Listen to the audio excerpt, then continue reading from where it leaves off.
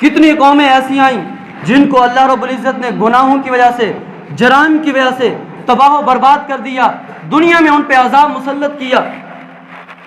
اور قرآن کریم میں اللہ رب العزت نے ان کے تذکرے کیوں کیے؟ اگر گناہ پہ عذاب نہیں آتا، گناہ پہ رب پکڑتا نہیں ہے، سزا نہیں دیتا، تو اللہ رب العزت نے پہلی قوموں کے تذکرے کیوں کیے؟ کیا قرآن ایسی کتاب ہے جس میں کوئی فضول باتیں ہوں نعوذ باللہ، جس میں کوئی فائدے کی باتیں نہ ہوں؟ بلکہ ہمارا تو ایمان ہے قرآن کا ایک ایک حرف مسلمان کے لیے فائدہ مند ہے، مسلمان کی ضرورت ہے۔ یہ جو پہلی امتوں کے، پہلی قوموں کے قصے رب نے قرآن میں بیان کیے، یہ دراصل ہماری عبرت کے لیے ہیں۔ اللہ رب العزت مہلت دیتا ہے، کبھی کبھی بڑی لمبی مہلت دیتا ہے۔ نوح علیہ السلام کی قوم کو اللہ رب العزت نے 950 سال تک مہلت دی۔ 950 سال، کتنا لمبا عرصہ، کتنی صدیاں، 10 صدیاں اللہ رب العزت نے قوم نوح کو مہلت دی۔ 10 صدیاں گزرنے پر اللہ کے پیغمبر نے اللہ کے حضور عرض کی، پروردگار یہ ماننے والے نہیں ہیں، یہ باز آنے والے نہیں ہیں۔ تو اللہ رب العزت نے جب حکم دیا کہ میرے پیغمبر کشتی تیار کرو، ماننے والوں کو کشتی پہ سوار کرو، نہ ماننے والے تباہ و برباد ہو جائیں گے۔ اور لوگ بڑے عجیب ہوتے ہیں، جب انسان جرم کرتا ہے، گناہ والی زندگی گزار رہا ہوتا ہے، نافرمانی والی زندگی گزار رہا ہوتا ہے، تو پردہ آ جاتا ہے انسان پہ، دل کی آنکھیں بند ہو جاتی ہیں، پھر حق و باطل نظر نہیں آتا، پھر سچ دکھائی نہیں دیتا۔ نوح علیہ السلام اللہ کے حکم سے کشتی بنا رہے ہیں، قوم کے لوگ گزرتے ہیں، مذاق اڑاتے ہیں، خود کو رب کا پیغمبر کہتا ہے، نبی کہتا ہے، دیکھو نعوذ باللہ اس کی عقل، خشکی پہ کشتی بنا رہا ہے۔ خشکی پہ بھی بھلا کشتیاں چلتی ہیں؟ یہاں تو پانی کا کوئی نام و نشان نہیں، ایسی جگہ کشتی بنا رہا ہے۔ سخروا من، قوم نے مذاق بنایا وقت کے پیغمبر کا،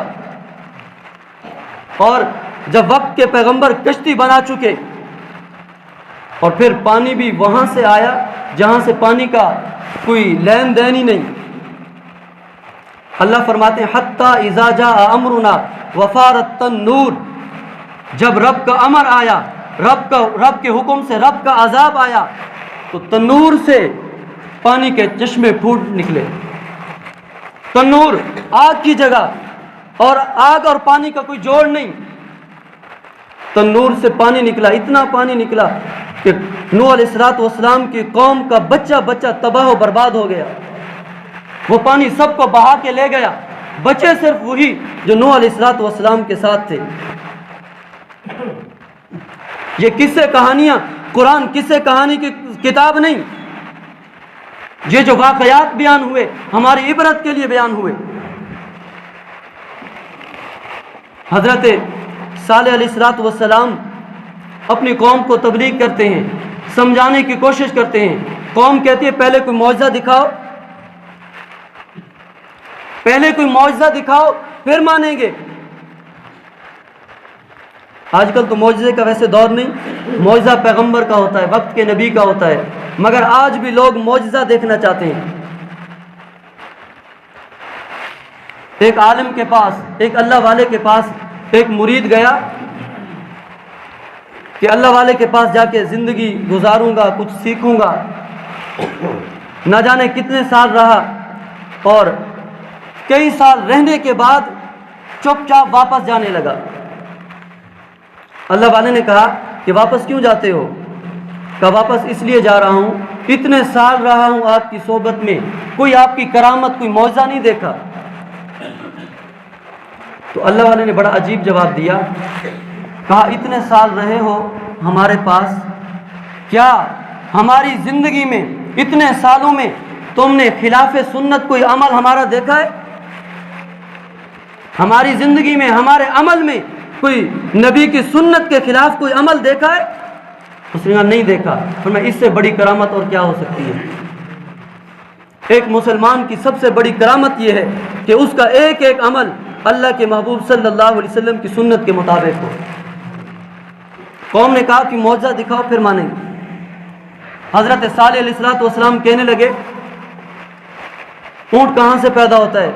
قوم نے کہا کہ اونٹ اونٹنی سے پیدا ہوتا ہے۔ میں اچھا آج میں تمہیں پتھروں سے پہاڑوں سے اونٹ نکال کے دیتا ہوں۔ قوم کی آنکھوں کے سامنے حضرت صالح علیہ السلام نے اللہ کے حکم سے پہاڑ سے اونٹنی نکالی، اور اونٹنی بھی گابن۔ جب اونٹنی نکل آئی تو صالح علیہ السلام نے فرمایا کہ اللہ کی اونٹنی ہے یہ۔ فقال لهم رسول اللہ ناقۃ اللہ وسقیاہا۔ اما پارے میں سورہ والشمس میں اس اونٹنی کو ناقۃ اللہ کہا گیا، اللہ کی اونٹنی کہا گیا۔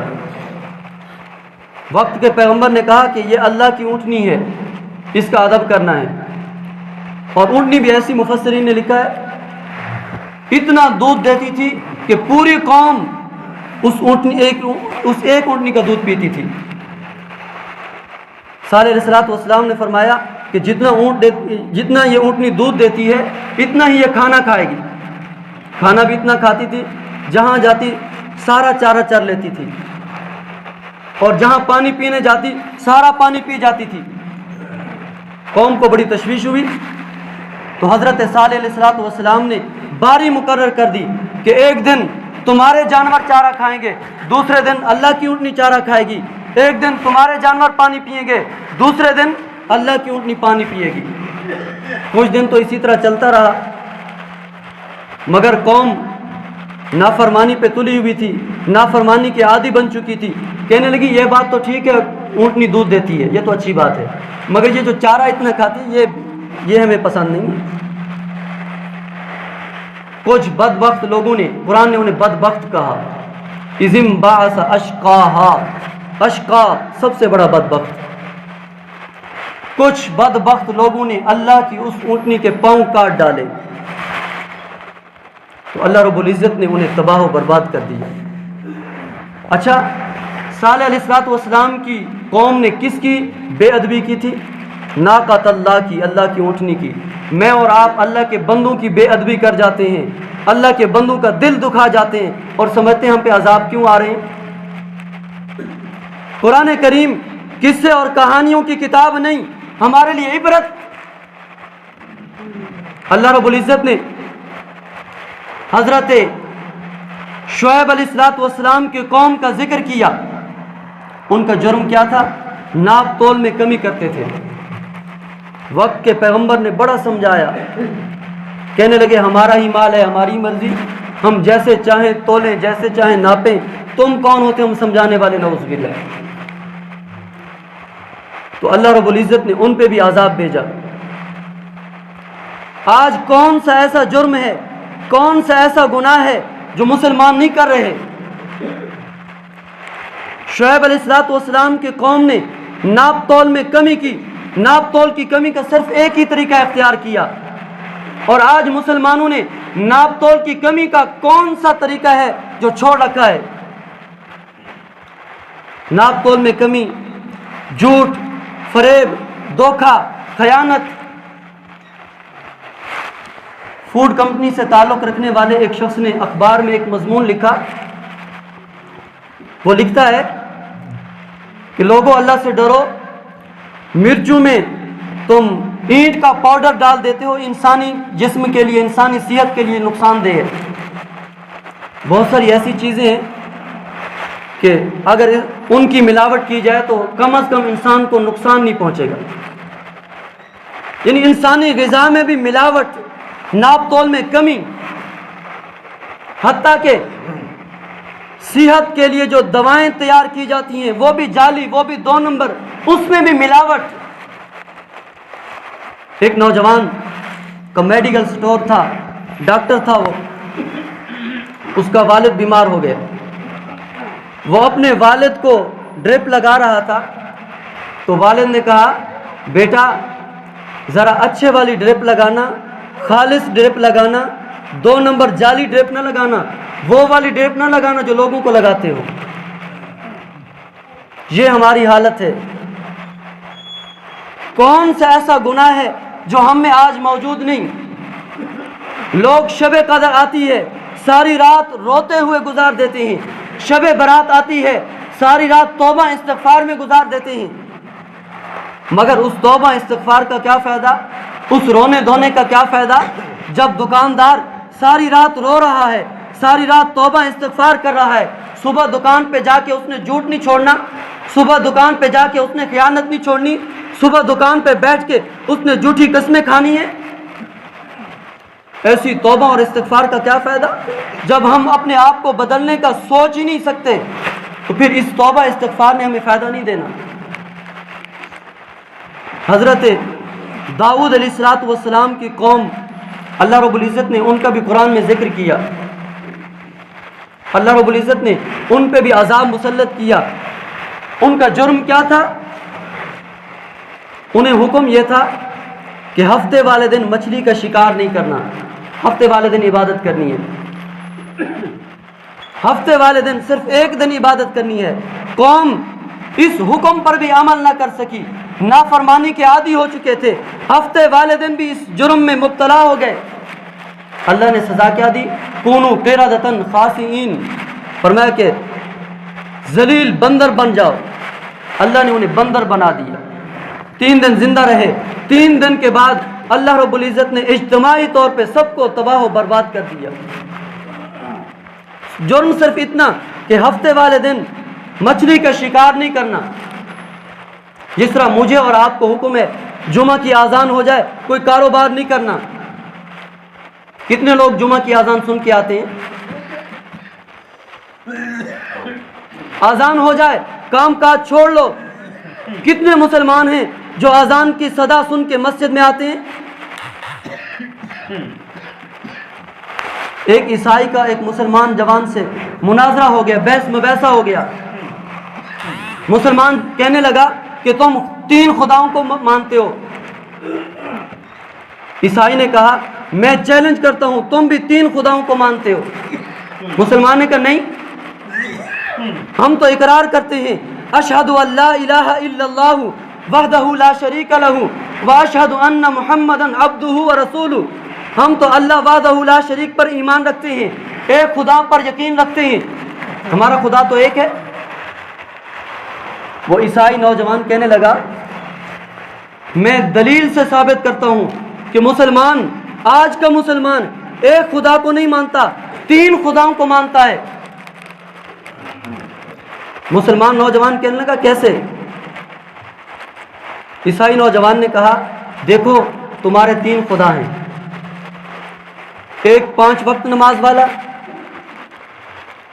ایک جمعہ کی نماز والا اور ایک عید کی نماز والا. فرمایا تمہارا سب سے تگڑا خدا عید کی نماز والا ہے، اس کے کہنے پہ سارے لوگ آ جاتے ہیں. اس سے جو کمزور ہے وہ جمعہ والا ہے، آدھے لوگ آ جاتے ہیں اس کے کہنے پہ. اور جو 5 وقت کی نماز کا تمہیں حکم دیتے ہیں وہ سب سے کمزور ہے نعوذ باللہ، اس کے کہنے پہ تو کوئی آتا ہی نہیں. ہوتی رہے اذان، مولوی جانے اور اذان جانے، مولوی جانے اور نماز جانے. تو میں کہنے لگا اس کے کہنے پہ تو کوئی آتا ہی نہیں. تو ایک عیسائی نوجوان نے مسلمان کو لاجواب کر دیا، شرمندہ کر دیا کہ مسلمان اذان کی آواز سن کے مسجد میں نہیں آتا. پھر مسلمان کہتا بھی ہے کہ میں پریشان ہوں، تنگ ہوں، میری معیشت تنگ ہے، جناب میری زندگی تنگ ہے، اسباب نہیں دیکھتا. رب نے قرآن میں خود کہا من عمل صالحا من ذکر او انثى وهو مؤمن فلنحيينه حیاتا طیبہ. تم میں سے کوئی بھی بندہ مرد ہو یا عورت، شرط یہ ہے کہ ایمان والا ہو، نیک عمل کرے. اللہ فرماتے فلنحيينه حیاتا طیبہ، اس کو پاکیزہ زندگی عطا کریں گے، اس کی معیشت کو مضبوط کر دیں گے، اس کی زندگی میں سکون لے آئیں گے. من اعرض عن ذکری فإن له معیشتا ضنکا. فرمایا کہ جو میری یاد سے غافل ہو جائے گا، میرے ذکر سے منہ موڑ بیٹھے گا، فرمایا اس کی معیشت کو ہم تنگ کر دیں گے. اللہ رب العزت سے دعا ہے اللہ پاک ہم سب کو نیکی کے راستے پہ چلنے کی توفیق عطا